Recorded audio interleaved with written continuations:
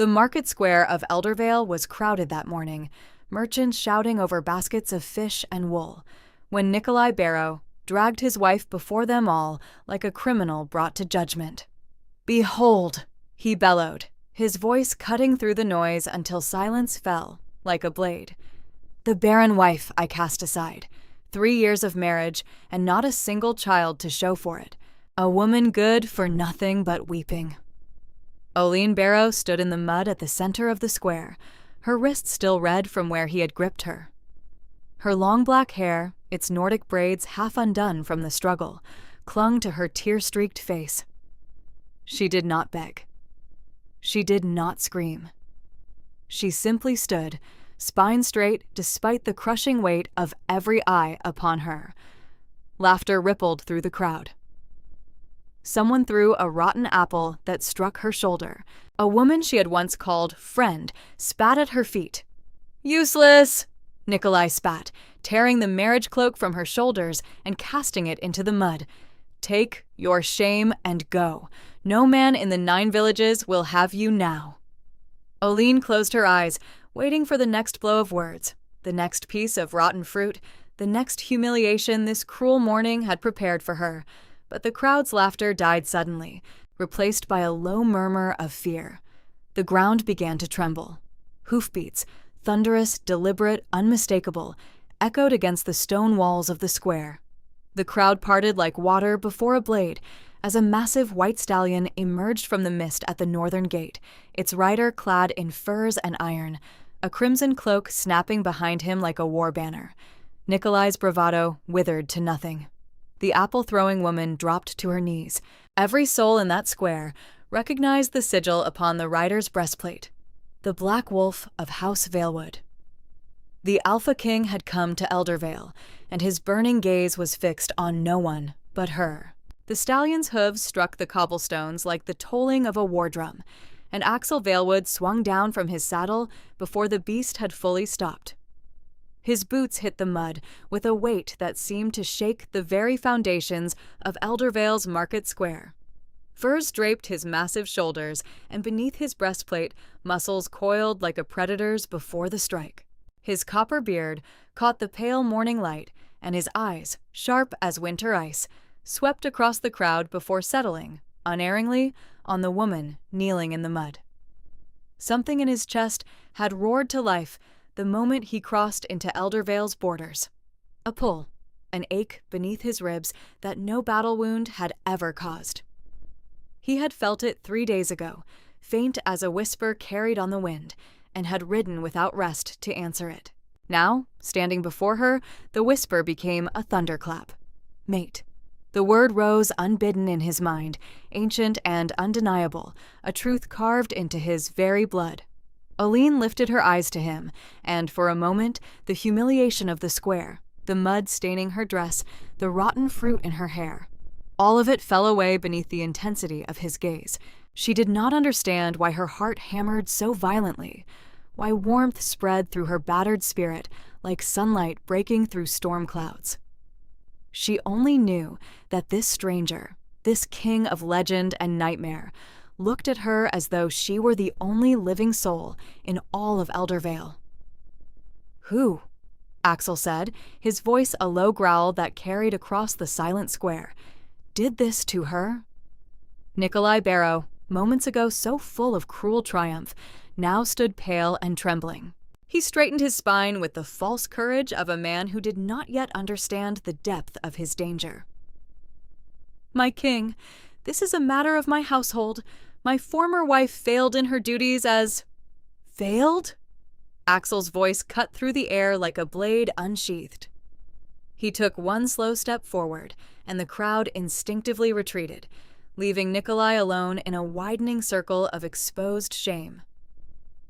"You stripped a woman of her dignity before an entire village.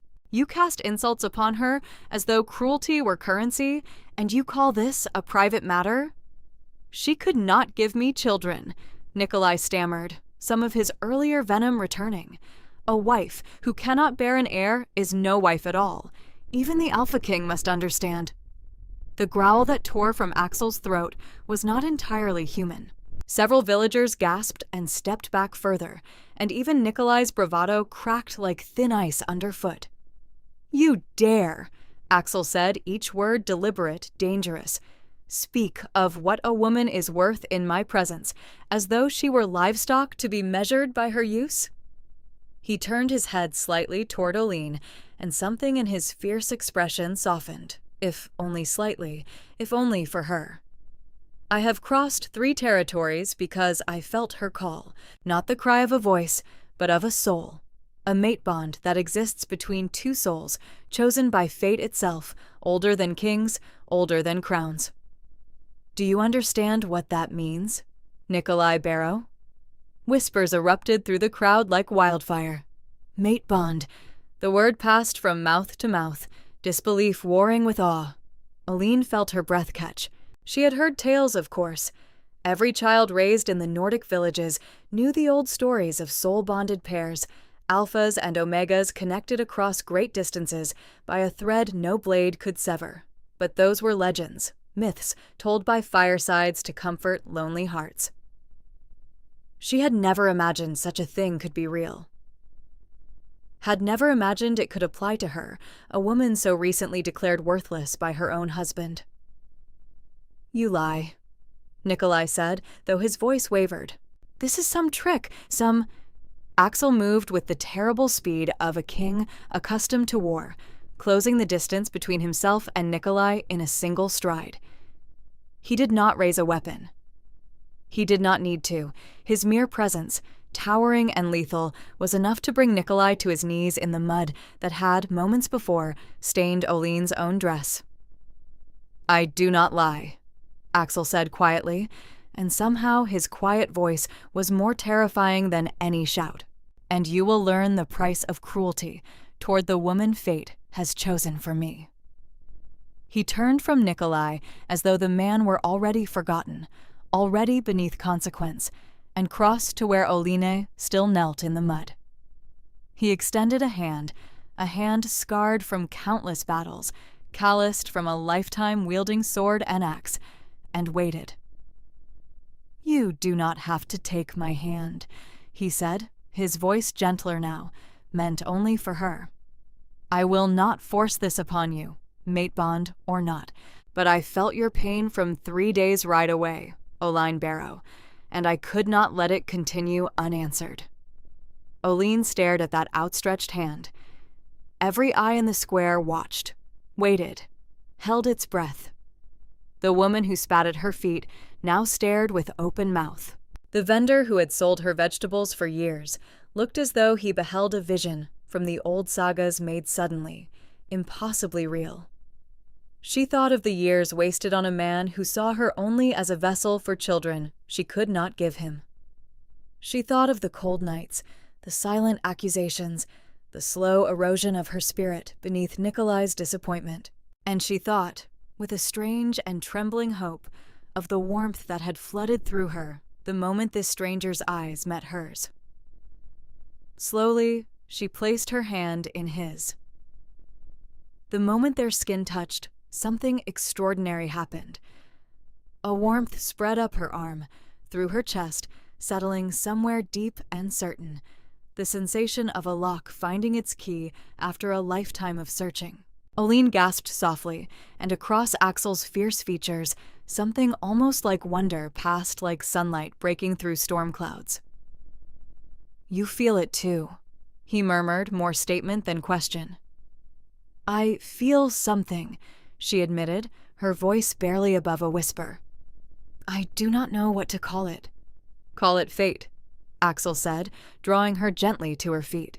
"Call it the mercy of the old gods, finally granting me what I had long ago stopped believing I deserved." Nicolai, still on his knees, found some fragment of his courage and spoke again. "She is still legally divorced from me. The council decreed it not an hour past. You cannot simply—" "I can," Axel said, not even glancing back at him. "And I will. The council's decree stands. She is free of you, and free of your name, and free of the shame you tried to bury her beneath. But know this, Nicolai Barrow." Now he did turn, and the full weight of his gaze fell upon the kneeling man like a physical blow. "Should I hear that you have spoken her name with anything but respect, should I learn that you have caused her even a moment's further suffering, I will return to Eldervale, and I will not come as a suitor next time." The threat hung in the air, cold and absolute. Nicolai said nothing more. Axel turned back to Oline, and the fierce king who had just brought a grown man to his knees transformed impossibly into something softer. He reached up, slowly, giving her every chance to pull away, and brushed a piece of rotten fruit from her dark hair with a gentleness that seemed at odds with his massive, scarred hands. "Come with me," he said, "not as a captive, not as an obligation, as my guest, for as long as you wish to stay. I would know the woman fate has chosen for me, Oline Barrow. I would know if she wishes to know me in return." Oline looked past him, at the crowd that had so recently delighted in her humiliation, now staring at her with something between fear and awe. She looked at Nicolai, small and broken in the mud where he had once cast her, and she looked, finally, at the stallion, waiting patiently at the square's edge, its white coat gleaming even beneath the gray morning sky. "Where would you take me?" she asked. "To Valewood Keep," he answered, "where no one will ever again call you useless. Where you will be seen, truly seen, for the first time in your life." He paused, and something vulnerable flickered across his features before the mask of a king settled back into place. "That is, if you will have me." Behind them, the market square remained utterly silent, holding its breath alongside her. Oline thought of everything she was leaving behind, a home that had never truly been a home, a village that had turned against her in a single cruel morning, a name she no longer wished to carry. And she thought of the warmth still humming beneath her skin, where his hand had touched hers, a warmth that felt, impossibly, like coming home to a place she had never been. "Yes," she said, and her voice, though quiet, carried clearly across the silent square. "I will go with you." Axel Valewood, Alpha King of the 9 villages, feared by enemies and revered by his people, smiled, a real smile, rare and unguarded, and lifted her onto his stallion before mounting behind her.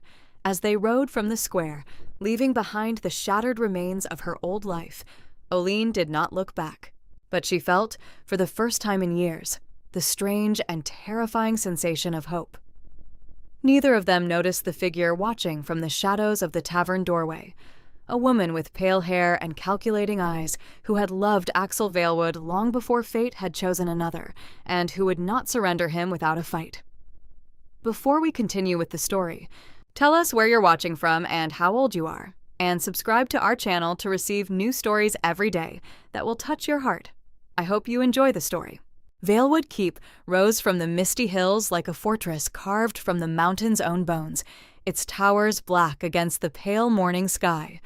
Oline had never seen anything so magnificent, nor so intimidating.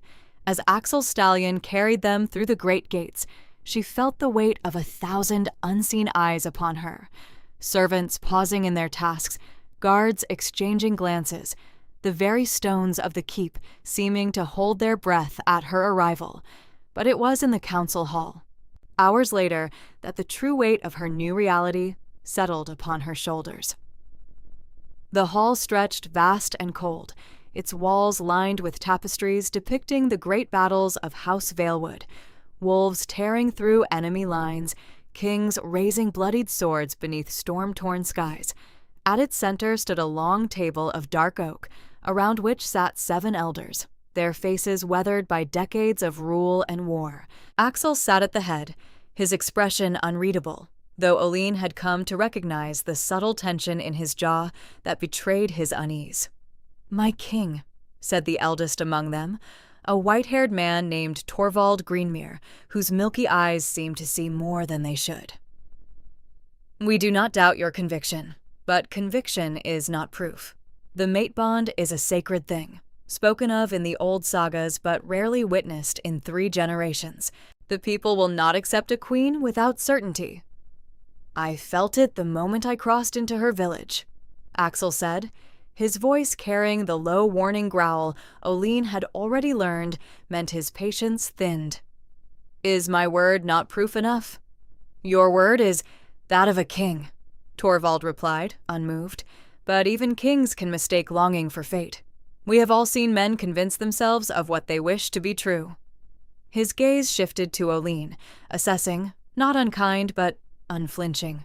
Forgive me, my lady, this is no judgment of your worth, but the old rites exist for a reason. Oline straightened her spine, refusing to shrink beneath the weight of the council's scrutiny as she had once shrunk beneath Nicolai's cruelty. What would you have us do, then, to prove what you doubt? A murmur passed among the elders. It was a younger councilman, Rune Faulkner, who finally spoke. The trial of sacred flame. 2 hands, bound together, held above the ceremonial fire. If the bond is true, the old texts say the flame will not burn, will instead rise between the joined hands like a living thing, marking both souls as one. If the bond is false. He did not finish the sentence, but he did not need to. Silence fell across the hall like a shroud.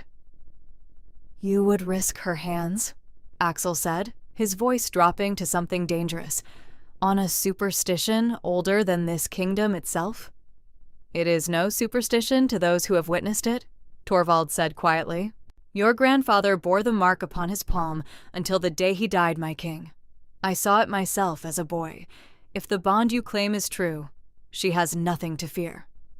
Oline felt Axel's hand tighten around hers beneath the table, a silent question passing between them. Do you trust this? Do you trust me? She thought of the warmth that had flooded through her the first moment their skin had touched in the market square. She thought of the strange, certain peace that had settled over her ever since, as though some fractured piece of herself had finally found its missing half. Whatever fear lingered in her heart, it was not fear of him. I will do it, she said, before Axel could refuse on her behalf. If it will silence doubt, I will do it. Axel's jaw tightened, but he did not argue. Instead, he turned to her, and for a moment, the king fell away entirely, leaving only the man beneath. If there is even a shadow of hesitation in your heart, Oline, tell me now. I will face this council's doubt 1,000 times before I let you come to harm. There is no hesitation, she said softly, and found, to her own surprise, that it was true.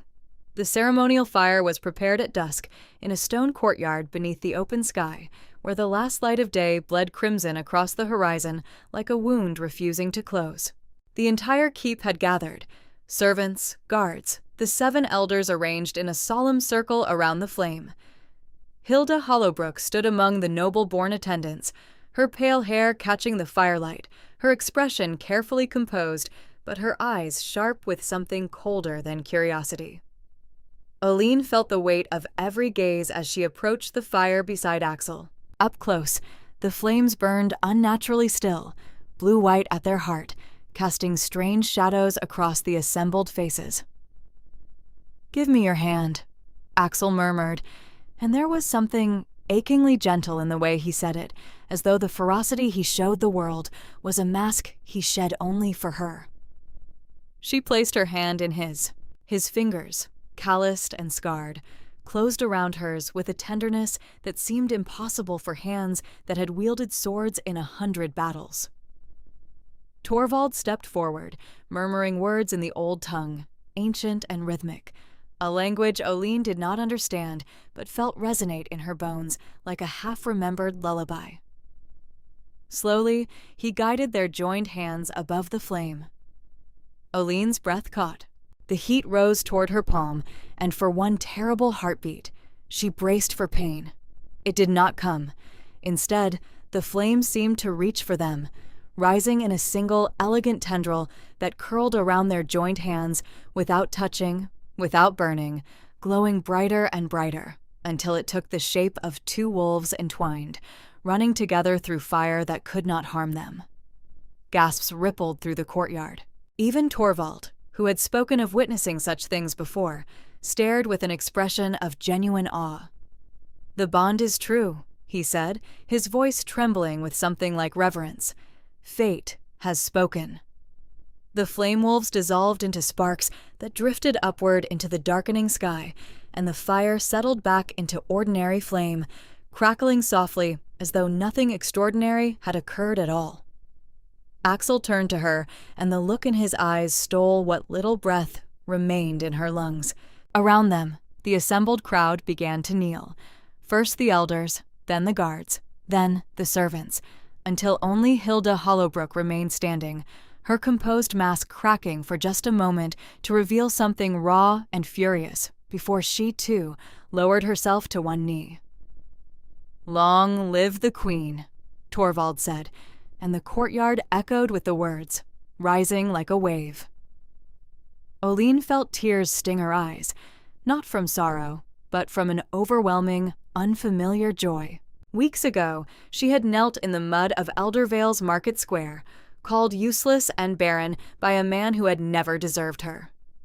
Now she stood beneath a Nordic sky, marked by fire itself as the destined mate of a king, surrounded by a kingdom kneeling in her honor. Later that night, after the ceremony's formalities had finally ended and the keep had settled into quiet, Axel found her on the balcony outside her new chambers, gazing out at the stars scattered across the black velvet sky. "You did not have to prove anything to them," he said, coming to stand beside her, close enough that she could feel the warmth radiating from him despite the cold night air. "I would have defended our bond regardless of the council's doubt." "I know," she said, "but I wanted to prove it to myself, too." He turned to study her profile in the moonlight, and something soft moved across his fierce features. "And do you believe it now, that fate chose us for each other?" Oline considered the question carefully, watching the way the firelight from the courtyard below still flickered faintly against the stones. "I believe something happened today that I cannot explain," she said slowly. "I believe that when you touch my hand, I feel steadier than I have felt in years. I believe that for the first time since my marriage began, I do not feel afraid of what tomorrow will bring." "That is not nothing," Axel said quietly. "No," she agreed. "It is not nothing at all." He reached up, brushing a strand of dark hair from her face, with the same careful gentleness he had shown when removing the rotten fruit from her hair in the market square days before. His hand lingered against her cheek, and Oline found herself leaning into the warmth of his palm without quite deciding to do so. "I spent years believing the mate bond was a cruelty of the old gods," Axel admitted, his voice low and rough, with an honesty she suspected he rarely allowed himself. "A promise made to torment lonely kings with the hope of a love they would never find. I stopped searching long ago, Oline. I built walls around whatever softness remained in my heart, told myself a king had no need for such things." "What changed?" she asked softly. "You," he said simply. "The moment I felt your pain from 3 days' ride away, every wall I had built crumbled to dust. I have fought wars, Oline. I have faced enemies who would see my kingdom burn to ash. But I have never been as afraid as I was riding toward Eldervale, terrified I would arrive too late to save you from whatever cruelty had caused that call." Oline's heart ached at the raw vulnerability in his words, so different from the fierce king who had brought Nicolai to his knees in the mud. She understood, in that moment, the duality the council so revered and feared in equal measure, the warrior who could level villages with his wrath, and the man who trembled at the thought of arriving too late for a woman he had never met. "You were not too late," she said, reaching up to cover his hand with her own, where it still rested against her cheek. "You arrived exactly when I needed you most." Something shifted in his expression. Relief, tenderness, a hunger carefully restrained. He leaned down slowly, giving her every opportunity to step away, and when she did not, his lips found hers in a kiss that was achingly gentle, a question rather than a demand. Oline's hands found the front of his tunic, fisting in the fabric as though to anchor herself against the dizzying warmth spreading through her chest. The kiss deepened, still soft, still careful, but charged with a current of feeling that left her breathless when they finally parted. "Stay with me tonight," Axel murmured against her forehead, his arms coming around her in an embrace that felt less like possession and more like shelter. "Not for anything more than this, just to know you are near. I have spent too many years sleeping in an empty bed within these walls." Oline rested her head against his chest, listening to the steady drum of his heartbeat, feeling for the first time in longer than she could remember that she was not merely tolerated, not merely useful, but wanted, wholly, completely, for exactly who she was. "Yes," she whispered, "I will stay." But as the two of them turned back toward the warmth of the chambers, neither noticed the figure standing in the shadows of the courtyard below. Hilda Hollowbrook, watching with an expression of cold, calculating fury, already planning how she might unravel a bond that fire itself had declared unbreakable. Hilda Hollowbrook found Nicolai Barrow 3 days after the trial of Sacred Flame, drowning his humiliation in sour ale at the darkest corner of Eldervale's only tavern. He had not shaved since his public disgrace, and his once proud bearing had crumbled into something bitter and hollow-eyed. "You look like a man who has lost everything," Hilda said, sliding into the seat across from him without invitation. Nicolai's bloodshot eyes flicked up, recognition dawning slowly. "The king's forgotten betrothed," he muttered. "Come to gloat over shared misery?" "Come to offer you something better than misery," Hilda replied, her voice smooth as poured honey, though something colder moved beneath it. "Revenge." Nicolai laughed, a hollow, joyless sound. "Against the Alpha King, I would sooner challenge the mountains themselves to fall." "Not against Axel," Hilda said, leaning forward, her pale eyes glinting in the tavern's dim firelight. "Against the bond that stole what belongs to both of us." "I was promised to Axel Valewood since childhood, Nicolai. Our families arranged it before either of us could speak. I have loved him since I was a girl of 12 summers, watched him become king, waited patiently for the day he would finally see me as more than a friend of his youth.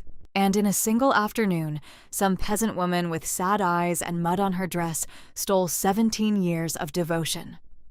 "The fire did not lie," Nicolai said, though he leaned closer despite himself. "The whole kingdom saw it." "Fire can be tricked," Hilda said softly, "as can fate itself, if one knows where to look." She reached into her cloak and withdrew a small, weathered piece of parchment, its edges burned as though it had survived some great blaze. "I have spent these 3 days searching the old libraries, Nicolai. There are things older than the mate bond, older than the gods the council prays to. Powers from before the 9 villages had names." Nicolai's expression shifted from bitterness to something sharper, hungrier. "What powers?" "There is a witch," Hilda whispered, glancing around the tavern before continuing, "who dwells in Hollow Fen, at the edge of the forbidden marshlands. The old stories say she has broken bonds the gods themselves declared unbreakable. For a price, she might do the same for us." "And what would such a price be?" Hilda's smile was thin and cold as winter frost. "That, Nicolai Barrow, we will discover together." Hollow Fen lay 3 days' ride from Eldervale, a place the Nordic villages spoke of only in whispers and warnings told to frighten children into obedience. The marshland stretched gray and lifeless beneath a sky that seemed permanently choked with fog, twisted trees rising from the mist like skeletal fingers reaching toward a sun that never quite broke through. Hilda and Nicolai traveled in uneasy silence, united by shared bitterness but bound by no true trust. When they finally reached the crooked hut at the marsh's heart, smoke curling from its chimney despite the damp, dead air, Nicolai found himself hesitating. "Perhaps this was foolish," he murmured. "Perhaps," Hilda agreed, though she did not slow her steps. "But foolish is better than forgotten. And forgotten is what we both are now, unless we act." The witch who greeted them at the door was nothing like the crone of children's tales. She was ageless, her face unlined yet somehow ancient, her eyes the pale gray of storm clouds before violence breaks. She wore no ragged cloak, no ceremonial bones, only simple furs and an expression of weary amusement, as though she had watched 1,000 desperate souls arrive at her door with the same hollow hunger in their eyes. Two hearts broken by the same union, the witch said before either of them could speak. How curious that fate would send you here together. You know why we've come, Hilda said. I know what you seek, the witch corrected, stepping aside to allow them entry into a hut far larger within than its exterior suggested, lined with shelves of preserved herbs, bones, and things Nicolai chose not to examine too closely. Whether I will grant it is a different matter entirely. Name your price, Nicolai said, some of his old arrogance returning now that he stood before a foe he could bargain with, rather than a king who could crush him with a glance. The witch's smile revealed teeth too sharp, too white. The mate bond you wish broken is no simple thing, Nicolai Barrow. It is a truth written into the very souls of those it binds. To sever such a bond requires more than herbs and incantations. It requires sacrifice, something precious taken from each of you, given freely, never to be reclaimed. What sacrifice? Hilda asked, though something in her voice had grown uncertain. From you, Hilda Hollowbrook, the witch said, turning her storm-gray eyes upon her. Your ability to ever again feel the warmth of the mate bond, should fate offer it to you in truth. You will win Axel Valewood back, if that is what you desire, but you will win him through magic and manipulation, rather than a soul's true calling. And should the truth ever surface, no bond of any kind, false or fated, will ever bind you to happiness again. Hilda's jaw tightened, but she did not retreat. And from him? The witch's gaze slid to Nicolai, and something almost pitying flickered across her ageless features. From you, the last remnants of whatever honor still lingers in your heart.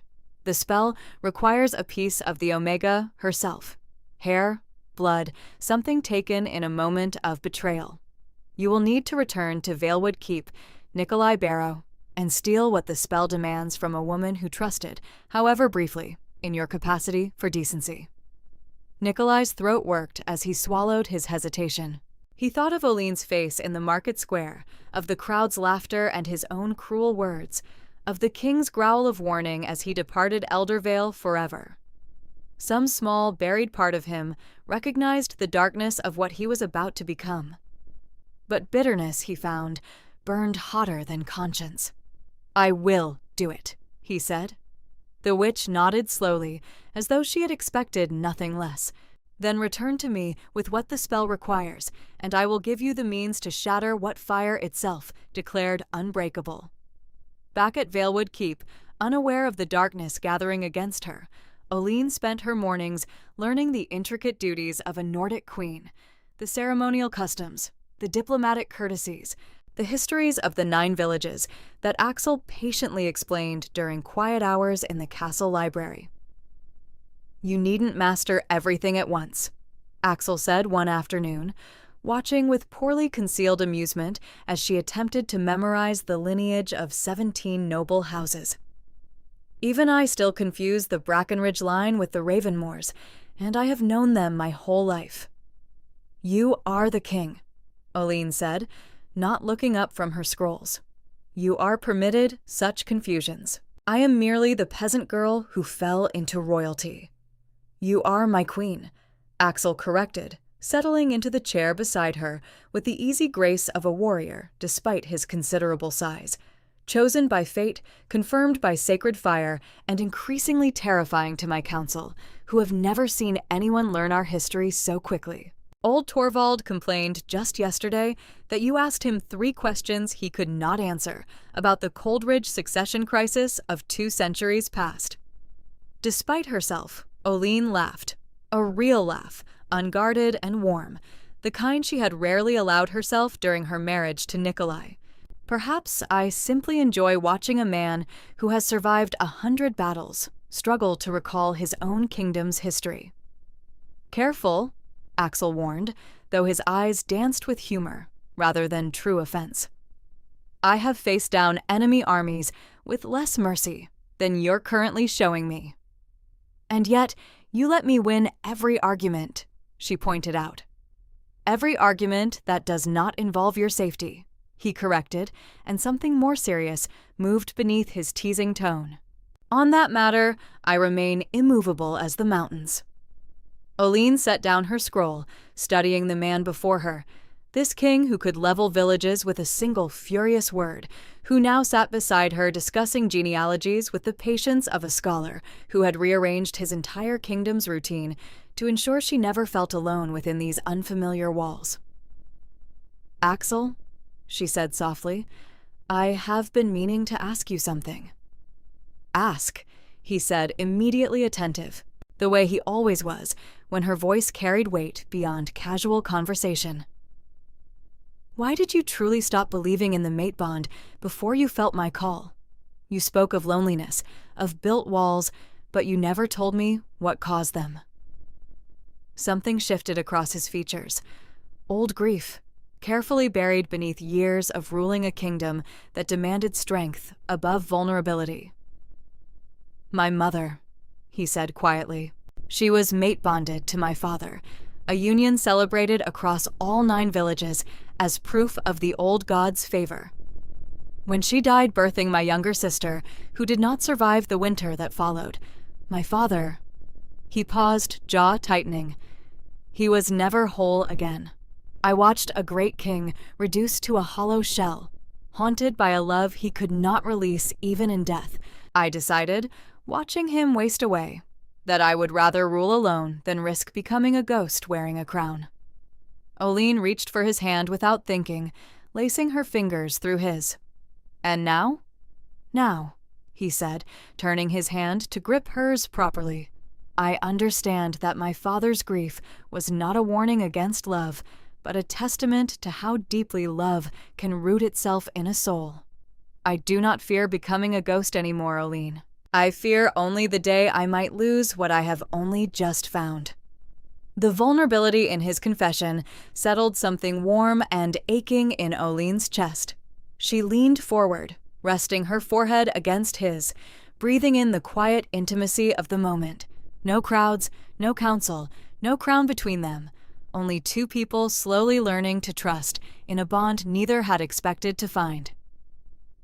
"You will not lose me," she whispered.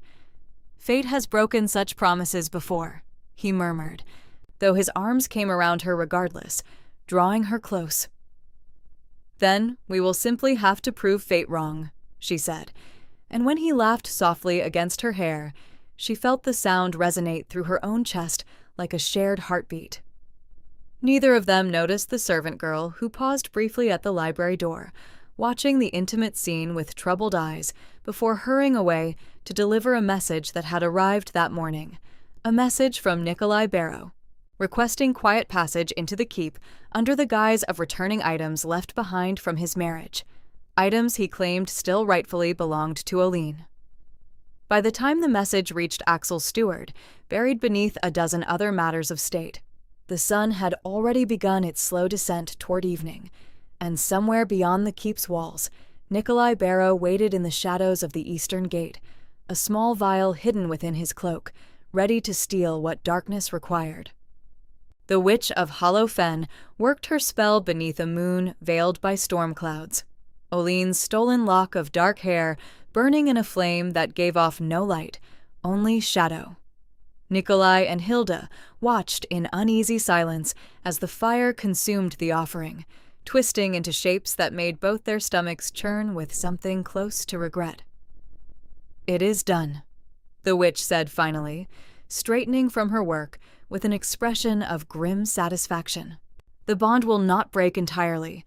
No magic in this world or the next could sever what fire itself has confirmed, but it will fray. Doubt will creep into what once felt certain. Distance will grow where warmth once lived. Give it time, and the Omega herself may begin to question whether the bond was ever real at all." "How long?" Hilda asked. "Days, perhaps a fortnight." The witch's storm-gray eyes glittered with something like cruel amusement, long enough for a determined soul to fill the growing cracks with doubts of her own making. Oline woke 3 mornings later with a strange hollowness in her chest, as though something vital had quietly slipped away during the night. She reached instinctively for Axel, who slept beside her, and found herself hesitating before her fingers reached his shoulder, an unfamiliar uncertainty freezing her hand midair. Why do I hesitate? The question troubled her more than she could explain. She had fallen asleep in his arms, warm and certain, as she had every night since the trial of Sacred Flame. But this morning, waking beside him felt different somehow, the warmth of his presence not quite reaching the places inside her it once had. She dismissed it as a passing strangeness, a poor night's sleep, nothing more. By the 5th day, she could no longer pretend. "You seem distant," Axel said one evening, watching her across the dinner table with the sharp attentiveness of a man accustomed to reading danger before it fully revealed itself. "Have I done something to trouble you?" "No," Oline said, though even to her own ears, the word sounded uncertain. "I simply feel tired lately, nothing more." But it was more, and both of them knew it, even if neither could name the wrongness settling between them like a slowly thickening fog. The mate bond that had once felt like an anchor now felt like a thread, stretched taut and fraying, and with each passing day, doubt crept further into the spaces where certainty had lived. By the 7th day, Oline found herself watching Axel across the great hall during a diplomatic gathering, studying his easy laughter with the nobles of Brookfield, and feeling, for the first time since the market square in Eldervale, a stranger's distance settle over her heart. What if the fire deceived us both? The thought arrived unbidden, poisonous and persistent. What if I mistook desperation for destiny, gratitude for love? She hated the thought even as it took root, hated the way it echoed Nicolai's old cruelties, that she was unworthy of a great man's devotion, that whatever warmth she had found was destined to prove false, as everything good in her life eventually did. That night, when Axel reached for her in the darkness of their shared chamber, she found herself flinching, not from him, but from the terrifying uncertainty now living inside her own chest. "Oline." His voice, when he spoke, carried a rawness she had never heard from him before. He sat up, searching her face in the moonlight streaming through the chamber's tall windows. "Tell me what is happening. I feel you slipping away from me, and I do not understand why." "I don't understand it either," she admitted, and to her horror, tears began sliding silently down her cheeks. "I still feel something for you, Axel. I know I do, but it feels quieter now, distant. As though a wall has grown between us that I cannot see, cannot explain, cannot tear down, no matter how I try." Axel's expression crumpled with a pain she had never witnessed on his fierce features, not the controlled anger he showed his enemies, but a naked vulnerability that broke something in her chest to see. "Do you regret choosing me?" "No," she said fiercely, reaching for his hand, even as uncertainty churned within her. "No, Axel, never that. But something is wrong. I feel it, like a sickness I cannot name, growing between us despite everything I feel for you." He pulled her into his arms, and for a moment, the old warmth flickered back to life, comforting and familiar. But even as she rested against his chest, she felt the growing hollowness beneath her ribs, the quiet erosion of a certainty that had once felt as permanent as mountains. "I will not lose you to whatever shadow has found its way into our bond," Axel said, his voice a low growl of determination against her hair. "I do not know what causes this, but I swear to you, Oline, I will find its source, and I will end it." The following morning, Torvald Greenmere found Axel pacing the length of the council chamber alone, his expression carved from granite. "My king," the old advisor said carefully. "The servants speak of tension between you and the queen. Some whisper the bond has begun to weaken." "The bond has not weakened," Axel said, though his voice betrayed his own uncertainty. "Something is interfering with it. I feel it as clearly as I felt her call from Eldervale, a foreign darkness threading itself through what should be unbreakable." Torvald's weathered face grew grave. "There are old tales, my king, of magic capable of such corruption. Witches beyond the northern marshlands who trade in broken bonds and stolen fate. If such sorcery has been turned against you and your queen, then someone within my own kingdom sought such sorcery," Axel finished grimly, understanding dawning like ice through his veins. "Someone who wished our bond broken badly enough to seek power darker than the old gods themselves." His mind raced through the possibilities. Enemies at his borders, rivals within his court, and then, with sudden, terrible clarity, he thought of pale hair and calculating eyes watching from shadows on 2 separate occasions. "Bring me every record of who has left Valewood Keep in the past fortnight," Axel commanded, his voice dropping into the dangerous register that had once made grown warriors tremble. "And find Hilda Hollowbrook. I would speak with her immediately."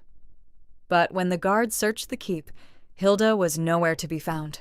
She had departed 2 days prior, claiming urgent family matters in a distant village, leaving behind only an empty chamber and the lingering scent of her perfume as the sole evidence of her absence. That same evening, Oline sat alone in the castle library, surrounded by scrolls she could no longer focus on, her mind consumed by the growing distance she felt from the man she loved. A soft knock at the door drew her attention, and she looked up to find a serving girl hovering nervously in the doorway. "My queen," the girl said, wringing her hands, "I must confess something. I fear my silence has caused great harm." Oline set down her scroll, sensing the weight behind the girl's trembling words. "Tell me." "A fortnight past, I saw a man near the eastern gate at night. I recognized him from tales told in the servants' quarters. Your former husband, my queen. He asked me to deliver no message, only asked which chamber was yours, claiming he wished to leave some belongings from your old marriage as a gesture of peace." The girl's eyes filled with tears. "I did not think it wise to refuse a question that seemed so innocent, but I found the following morning a lock of dark hair missing from your hairbrush, and I feared to speak of it, worried I would be blamed for negligence." Oline felt the blood drain from her face as pieces began arranging themselves into a horrifying pattern. Nicolai, near the keep. A missing lock of her hair. The growing hollowness in her chest that had begun almost precisely when the theft must have occurred. "Find the king," she said, rising so quickly her chair clattered backward. "Find him now." When Axel arrived, breathless from having sprinted the length of the castle at the guard's urgent summons, he found Oline standing amid scattered scrolls, her face pale with dawning understanding. "It was never our bond that weakened," she said before he could speak, her voice trembling with fury and relief in equal measure. "Nicolai stole a piece of me, Axel. He and Hilda. They sought dark magic to poison what fire itself declared sacred." Something feral moved across Axel's features, fury and fierce protectiveness warring for dominance. "Where is he now?" "Gone," Oline said, "vanished, along with whatever twisted magic they purchased with my stolen hair." Axel crossed the distance between them in 3 long strides, pulling her into an embrace fierce enough to steal her breath. "This distance you felt, this doubt poisoning your heart, none of it is truth, Oline. It is corruption, sorcery designed to unravel what is real. Do you understand? What we share was never false. It was attacked." Oline felt something crack open in her chest. Not the hollow emptiness of the past week, but a flood of relief so overwhelming it nearly buckled her knees. "Then help me fight it," she whispered. "Help me remember what is true, even as this darkness tries to convince me otherwise." "Always," Axel vowed, his voice a low growl against her hair. "I will fight every shadow, every sorcery, every enemy who dares threaten what fate has given us. But, Oline..." He pulled back slightly, cupping her face in his scarred hands, his eyes burning with fierce determination. "We must find this witch before her magic finishes what Nicolai and Hilda began. And when I find them..." "When you find them," Oline said, steel entering her own voice for the first time since the hollowness had begun creeping through her heart, "I want to face them myself. I am done being someone's victim, Axel. I was silent too long in my first marriage. I will not be silent now." Axel studied her for a long moment, something like fierce pride kindling behind his fury.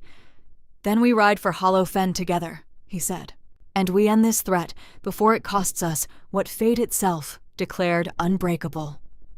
Outside, thunder rolled across the darkening sky as though the old gods themselves recognized the storm now gathering, one that would test the true strength of a bond forged in sacred fire, threatened by stolen magic and defended by two souls who had already refused, once before, to let cruelty determine their fate.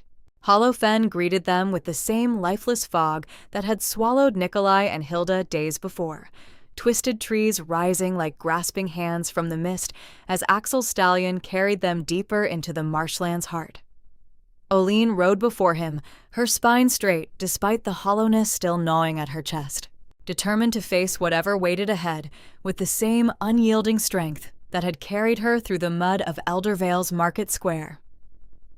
"You feel it stronger here," Axel murmured against her ear, his arms tightening around her. "The corruption.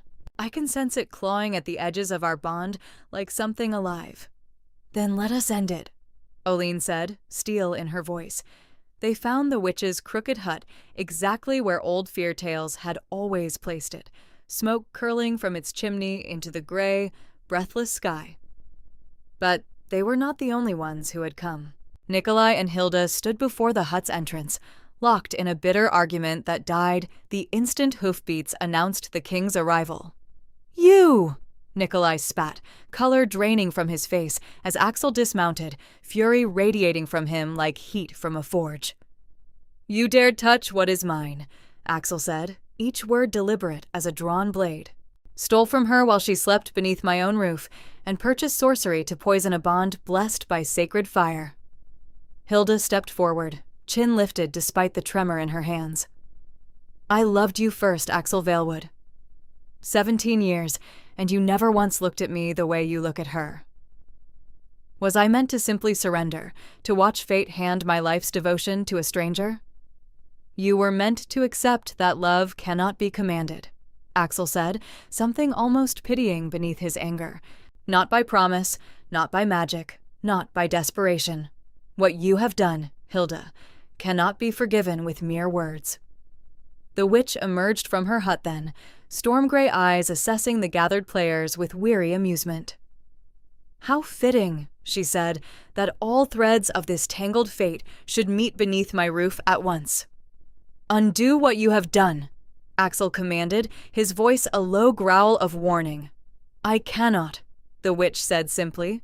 "The spell was never mine, to reverse once cast. Only the bond itself can heal what corruption has touched, and only through a sacrifice equal to the one that wounded it." Oline stepped forward before Axel could speak. "Then tell me what is required." The witch's gaze settled on her with something like respect. "The spell fed upon doubt, upon a stolen piece of yourself, given without consent. To break it, you must offer something freely instead. A piece of yourself given not through theft, but through choice. A truth spoken aloud, without fear, regardless of the cost." Oline's heart pounded, but she did not hesitate. She turned to Axel, taking both his scarred hands in hers before the assembled witnesses, king and traitors and witch alike. "I choose you," she said, her voice carrying clear across the silent marsh. Not because fire declared it, not because fate demanded it, but because in every quiet moment since Eldervale, I have chosen you again and again, I choose the warmth of your hand over the safety of doubt. I choose trusting you over the comfort of never being hurt again. Whatever magic sought to unmake us, I say now, freely and without fear, I love you, Axel Valewood, entirely and without reservation." The hollowness in her chest shattered like ice beneath spring sun. Warmth flooded through her, brighter and more certain than anything she had felt, even at the trial of sacred flame, and around their joined hands, a faint golden light began to glow, pulsing in time with her heartbeat, chasing away the last shadows of stolen magic like dawn burning away night's fog. Axel's breath caught, wonder breaking across his fierce features. "Oline, I feel you again," she whispered, tears sliding freely down her cheeks. "Truly feel you, without doubt, without distance. The wall is gone." The witch watched the golden light with an expression of genuine surprise. "Remarkable," she murmured. "I have broken bonds before, but rarely have I seen one mend itself so completely." Nicolai, watching the scene with growing desperation, lunged suddenly toward Oline, perhaps hoping to seize her in the chaos, perhaps driven by some final, foolish hope of reclaiming what pride he had lost. But Axel moved faster, catching him by the throat with a grip that spoke of restrained violence. "I warned you," Axel said quietly. "What would happen should you cause her further suffering?" "Axel," Oline said softly, laying a hand on his arm, "he is not worth your fury. Let the council deal with his crimes properly, before the eyes of the kingdom. I would not have our victory stained by more violence than necessary." Axel's jaw tightened, but he released Nicolai, letting him crumple to the marsh floor, broken and defeated. Guards who had followed at a distance emerged from the fog to bind both Nicolai and Hilda, leading them away toward Valewood Keep to face judgment before the full weight of the kingdom they had betrayed. The witch, watching the guards disappear into the mist with their captives, turned back to Axel and Oline with an unreadable expression. "The bond you share is rarer than even I believed," she said. "Not merely fated, but chosen, again and again, through fire and doubt and shadow alike. Few loves survive such tests. Treasure it." 3 days later, the council hall of Valewood Keep stood filled to its very walls. Nobles and commoners alike gathered to witness the judgment of those who had conspired against their king and queen. Torvald Greenmere presided at the council's center, his weathered face grave as Nicolai Barrow and Hilda Hollowbrook were led before the assembly in chains. "You stand accused," Torvald intoned, "of theft, of conspiracy, and of seeking forbidden magic to corrupt a bond sanctified by sacred fire before this very court. How do you answer these charges?" Nicolai said nothing, his earlier arrogance long since drowned beneath the weight of his failure. It was Hilda who lifted her chin, meeting the assembly's judgment with the same cold composure she had worn since childhood. "I do not deny what I sought," she said, "only that I regret the manner of seeking it more than the wanting itself." A murmur rippled through the hall. Axel rose from his throne beside Oline, his voice carrying the weight of absolute authority. "Nicolai Barrow, you humiliated a defenseless woman before her own village, then stole from her in darkness to poison a bond you had no right to touch. For this, you are stripped of all standing among the 9 villages and exiled beyond Valewood's borders, never to return while I sit this throne. Should you be found again within my kingdom, mercy will not accompany your capture a second time." Nicolai's shoulders sagged, whatever remained of his pride finally crumbling to dust. Guards led him from the hall without another word, and the doors closed behind him with an air of grim finality. Axel's gaze then settled upon Hilda, and something more complicated than fury moved across his features.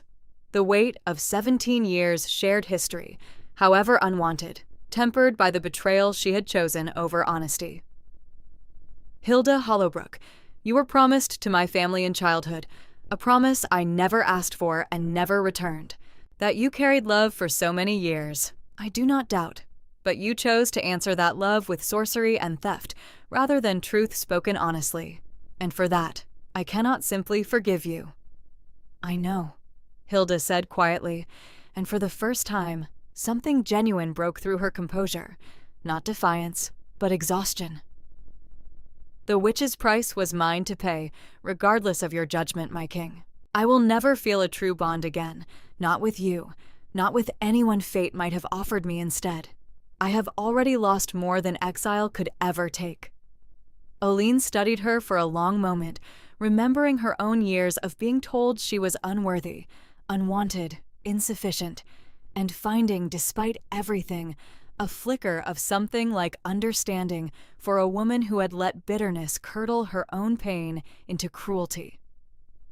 Let her exile be to Brookfield's borders, not beyond the 9 villages entirely, Oline said quietly, surprising the hall into silence. "She has lost enough, Axel. Let her rebuild some manner of life, far from us, but not utterly without hope." Axel studied his wife for a long moment, something like fresh wonder in his gaze, that she could offer mercy to the very woman who sought to destroy their bond. Finally, he nodded. "As my queen wishes.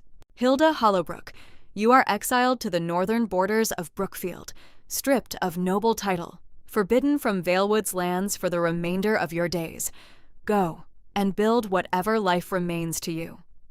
Hilda's eyes met Oline's one final time as the guards led her away, and in them something shifted from cold resentment into weary, grudging gratitude.